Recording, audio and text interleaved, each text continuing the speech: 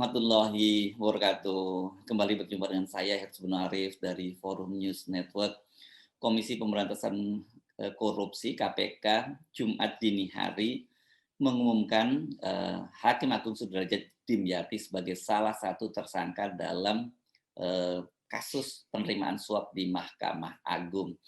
Sudrajat ditetapkan sebagai tersangka bersama 9 orang lainnya. Dia diduga menerima suap dalam pengurusan perkara di Mahkamah Agung. Dari 10 orang yang telah ditetapkan sebagai tersangka itu 6 orang berasal dari lingkungan Mahkamah Agung, mulai dari Hakim Agung, Hakim Yudisial, Panitra, dan juga ASN Mahkamah Agung. Sementara 4 orang penyuapnya itu 2 orang merupakan pengacara dan 2 orang yang berperkara. Wakil Ketua KPK Nurul Gufron sempat menyatakan kesedihannya karena harus menangkap dan menetapkan seorang hakim agung yang notabene adalah penegak hukum. Dia berharap kasus ini menjadi yang terakhir. Sudah pada tidur belum teman-teman nih?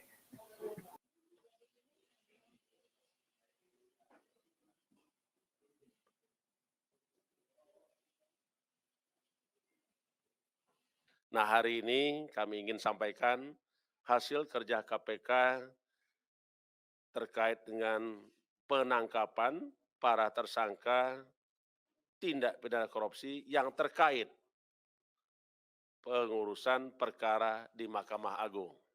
Selengkapnya sebagai berikut. Pada hari ini kami akan menyampaikan lengkap tentang dugaan tindak pidana korupsi berupa suap dalam pengurusan perkara di Mahkamah Agung. Pada kegiatan tangkap tangan, tim KPK telah mengamankan 8 orang pada hari Rabu tanggal 19 Januari 2022, jam 15.30 WIB di wilayah Jakarta dan di Semarang. Sebanyak 8 orang sebagai berikut. Yang pertama, DY, PNS pada Kepanitraan Mahkamah Agung. Kedua, MH, PNS pada Kepanitraan Mahkamah Agung. 3, EW, Panitra Mahkamah Agung. 4, AB, PNS Mahkamah Agung. 5, EL, PNS Mahkamah Agung. 6, NA, PNS Mahkamah Agung. 7, YP, pengacara. 8, ES, pengacara. Ada 8 ya yang sudah kita tangkap kemarin. Adapun kronologis tangkap tangan sebagai berikut. Menindaklanjuti pengaduan dan laporan masyarakat, KPK meminta informasi dugaan adanya, KPK menerima informasi dugaan adanya penyerahan sejumlah uang kepada hakim atau yang mewakilinya terkait penanganan perkara di Mahkamah Agung. Rabu tanggal 21 September 2022, sekitar jam 16.00, tim KPK berdasarkan informasi tersebut bahwa telah terjadi penyerahan sejumlah uang dalam bentuk tunai dari saudara IS kepada DY sebagai representasi SD di salah satu hotel di Bekasi. Selang beberapa waktu, Kamis sekitar 01.00 dini hari, tim KPK kemudian bergerak dan mengamankan DY di rumahnya beserta uang tunai sejumlah 205.000 Singapura dolar. Secara terpisah, tim KPK juga langsung mencari dan mengamankan YP dan ES yang berada di wilayah Semarang, Jawa Tengah, guna dilakukan permintaan keterangan. Jadi ada 2 orang yang diambil di Semarang ya. Para pihak yang diamankan beserta barang bukti kemudian dibawa ke Jakarta untuk dilakukan pemeriksaan lanjutan di Gedung Merah Putih KPK. Selain itu, AB juga hadir ke Gedung Merah Putih KPK dan menyerahkan uang tunai sebesar 50 juta rupiah. Sehingga KPK telah berhasil mengamankan barang bukti berupa uang tunai sebesar 205.000 Singapura dolar dan 50 juta rupiah. Dari pengumpulan berbagai informasi disertai bahan keterangan terkait dengan dugaan tindak pidana korupsi dimaksud, KPK kemudian melakukan penyelidikan dalam upaya menemukan adanya suatu peristiwa pidana, sehingga ditemukan adanya bukti permulaan yang cukup. Selanjutnya KPK meningkatkan status perkara ini ke tahap penyidikan. Berdasarkan hasil keterangan saksi dan alat bukti yang cukup, maka penyidik menetapkan sebanyak 10 orang sebagai tersangka sebagai berikut. Pertama, SD, Hakim Agung pada Mahkamah Agung Republik Indonesia. Kedua, ETP, Hakim Yudisial Panitra Pengganti Mahkamah Agung Republik Indonesia. 3, DY, PNS pada Kemitraan Mahkamah Agung. 4, MH, PNS pada Kepanitraan Mahkamah Agung. 5, RD, PNS Mahkamah Agung. 6, AB, PNS Mahkamah Agung. 7, YP, pengacara. 8, ES, pengacara. 9, HT, swasta, debitur koperasi simpan pinjam, ED. 10, EDKS, swasta, debitur koperasi simpan pinjam, ED.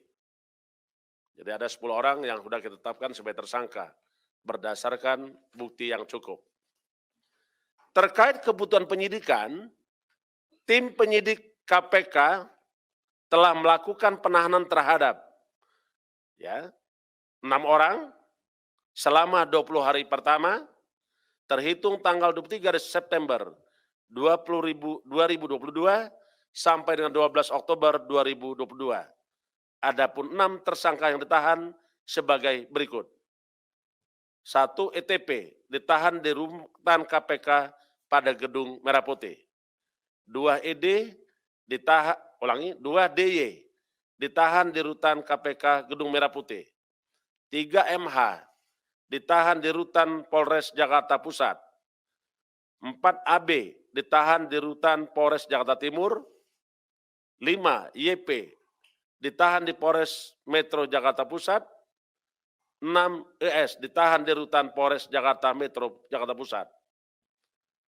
KPK menghimbau dan memerintahkan berdasarkan undang-undang terhadap semua pihak yang telah ditetapkan sebagai tersangka agar hadir secara kooperatif sebagai berikut. SD, pertama itu SD, 2 RD, 3 EDKS, 4 HT. Cukup ya? Adapun konstruksi perkara yang diduga sebagai berikut. Diawali adanya laporan pidana dan gugatan perdata terkait dengan aktivitas dari Koperasi Simpan Pinjam ED di Pengadilan Negeri Semarang yang diajukan HT dan EDKS dengan diwakili melalui kuasa hukumnya YP dan ES.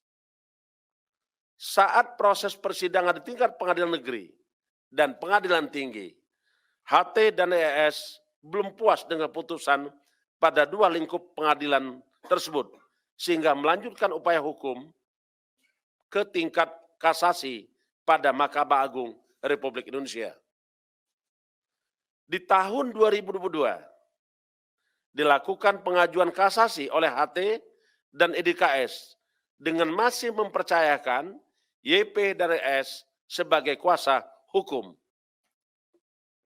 Jadi, dalam pengurusan kasasi ini, diduga YP dan ES melakukan pertemuan dan komunikasi dengan beberapa pihak di Mahkamah Agung RI, yang dinilai mampu menjadi penghubung hingga fasilitator dengan majelis hakim yang nantinya bisa mengkondisikan putusan sesuai dengan keinginan YP dan ES. Adapun pegawai yang bersedia dan bersepakat dengan YP dan ES, yaitu DY, dengan adanya pemberian sejumlah uang. DY selanjutnya turut mengajak MH dan ETP untuk ikut serta menjadi penghubung penyerahan uang ke majelis hakim.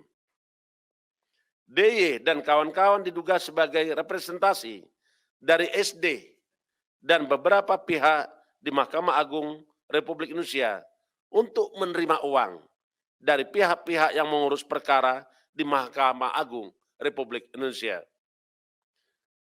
Terkait sumber dana yang diberikan YP dan ES kepada majelis hakim berasal dari HT dan EDKS. Jumlah uang yang kemudian diserahkan secara tunai oleh YP dan ES pada DY sejumlah sekitar 202.000 Singapura dolar atau setara dengan 2,2 miliar. Yang kemudian oleh DY dibagi lagi dengan pembagian DY menerima sekitar 250 juta rupiah. MH menerima sekitar 850 juta rupiah. ETP menerima 100 juta rupiah. Dan saudara SD menerima sekitar 800 juta rupiah yang penerimaannya melalui saudara ETP. Dengan penyerahan uang tersebut, putusan yang diharapkan oleh YP dan ES selaku kuasa hukum daripada kuasa hukum KSPED untuk dikabulkan dengan menguatkan putusan kasasi yang sebelumnya yang menyatakan KSPED pilot. Ketika tim KPK melakukan tangkap tangan dari saudara DY, ditemukan diamankan uang sejumlah 205.000 Singapura dolar dan adanya penyerahan uang dari saudara AB sejumlah 50 juta rupiah. Itu udah kita sita semua. KPK menduga DY dan kawan-kawan juga menerima pemberian lain dari pihak-pihak yang berperkara di Mahkamah Agung. Dan tentunya hal ini akan terus ditindaklanjuti oleh penyidik KPK. Para tersangka tersebut disangkakan sebagai berikut. Sebagai pemberi, HT, YP, ES, dan EDKS disangkakan melanggar pasal 5 ayat 1, huruf A atau huruf B, atau pasal 13, atau pasal 6, huruf C, Undang-Undang Nomor 31 1999 tentang pemberantasan tindak pidana korupsi, sebagaimana telah diubah dengan Undang-Undang Nomor 20 Tahun 2001 tentang perubahan atas Undang-Undang 31 Tahun 1999 tentang pemberantasan tindak pidana korupsi, Yonto pasal 55 ayat 1 ke 1 KUHP. Sebagai penerima, saudara SD, DS, ETP, MH, RD, dan AB disangkakan melanggar pasal 12 huruf C atau pasal 12 huruf A atau B, Yonto pasal 11, Undang-Undang 31 Tahun 99 tentang pemberantasan tindak pidana korupsi, sebagaimana telah diubah dengan Undang-Undang Nomor 20 Tahun 2001 atas perubahan Undang-Undang Nomor 31 Tahun 99 tentang pemberantasan tindak pidana korupsi, Yonto pasal 55 ayat 1 ke 1 KUHP. Itu tadi sudah disampaikan oleh Pak Ketua bahwa KPK telah menetapkan 10 orang sebagai tersangka dari kegiatan tangkap tangan terkait dengan dugaan tindak pidana korupsi berupa suap pengurusan perkara di Mahkamah Agung. 6 dari 10 tersangka pada hari ini dilakukan upaya lanjutan yaitu upaya paksa penahanan. Dan dari kegiatan tangkap tangan ini KPK melakukan penyitaan terhadap sejumlah barang bukti yaitu uang sejumlah 205.000 dolar Singapura dan 50 juta rupiah. Sebelum kita masuk kepada sesi tanya jawab, kami akan perlihatkan kepada publik terkait dengan barang bukti tersebut.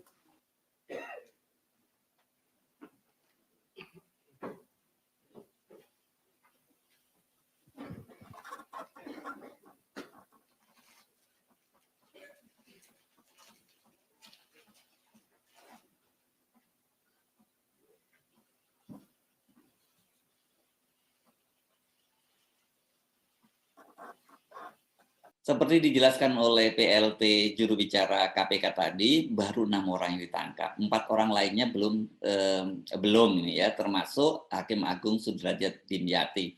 Kepada media, Sudrajat tadi malam membantah dia menerima suap dan dia dengan tegas menyatakan clear.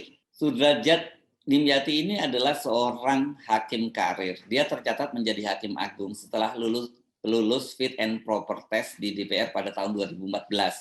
Setahun sebelumnya, Sudrajat juga sempat mengikuti fit and proper test sebagai Hakim Agung. Namun pada waktu itu dia tidak lolos dan tersandung kasus dugaan suap lobby fit and proper test. Dia diduga memberikan suap ke anggota atau melobi ke anggota DPR dari PKB Baharudin Nasori, itu dikenal sebagai suap di toilet pada waktu itu. Namun berdasarkan pemeriksaan dari tim di Mahkamah Agung, dugaan suap itu dinyatakan tidak terbukti. Nah, apakah kali ini Sudrajat itu bisa berkelit lagi? Biasanya kalau KPK sudah mengumumkan mereka punya bukti yang kuat, apalagi berani menetapkan jadi tersangka, ini ya hampir dipastikan dia agak susah untuk berkelit seperti kasus dalam lobby suap di toilet pada beberapa waktu yang lalu ya. Apalagi kan ini prosesnya melalui OTT dan kemudian bukti-buktinya juga ditunjukkan. Memang waktu itu yang di OTT bukan langsung Sudrajat Dimyati. Saya Arif dari Forum News Network. Sampai jumpa lagi. Assalamualaikum warahmatullahi wabarakatuh.